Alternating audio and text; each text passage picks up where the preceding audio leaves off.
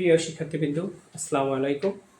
আমাদের আজকের আলোচ্য বিষয় হলো স্বাভাবিক ক্রমিক সংখ্যার সমষ্টি, বর্গ সংখ্যার সমষ্টি এবং ঘন সংখ্যার সমষ্টি। দেখো, এই ধরনের পরীক্ষায় তোমাদের প্রশ্ন অনেক আসে, ধরনের প্রশ্ন পরীক্ষায় প্রচুর পরিমাণ আসে। দেখো, যদি 1 + 2 + 3 + ডট ডট ডট এখানে লাস্ট ডিজিটটাকে আমরা ধরে নেব n, এরকম যদি কোনো সংখ্যা তোমার পরীক্ষায় আসে, সেক্ষেত্রে তুমি কি করবা?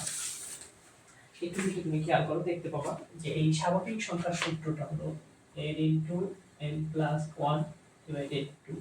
এটা যদি হয় তাহলে আমরা একটু ক্যালকুলেশনটা করি। n এর মান যদি 10 হয় তাহলে 10 + 1 আর 2, এটা যদি তুমি এটা কেটে দাও, কেটে দিলে হবে হচ্ছে 5 × 11 =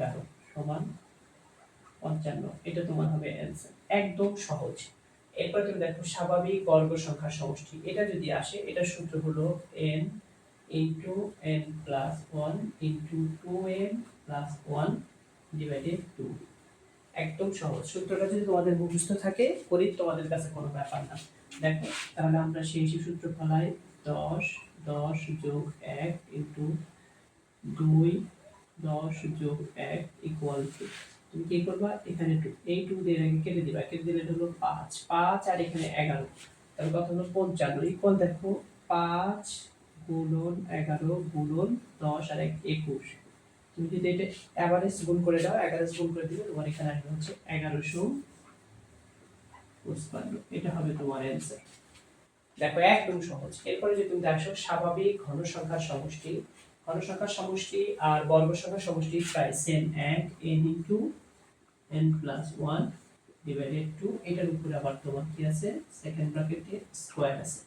তাহলে আমরা যদি এটাকে মান বসাই 10 * 10 + 1 / 2 সেকেন্ড ব্র্যাকেট হোল স্কয়ার, এটা তুমি এটা কেটে দাও, তাহলে কত হবে 5।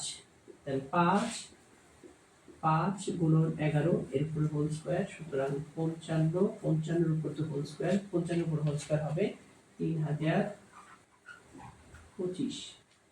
55 এর উপর হোল স্কয়ার হলে 3025। আমরা খুব ইজিলি এটা করতে পারি। এটা দেখো, এটা হবে এটা। ঠিক আছে, খুব সহজ থিওরি। যদি তোমাদের এই প্রশ্ন সম্পর্কে আরো কিছু জানার থাকে, অবশ্যই তুমি কমেন্ট বক্সে আমাকে জানাবে।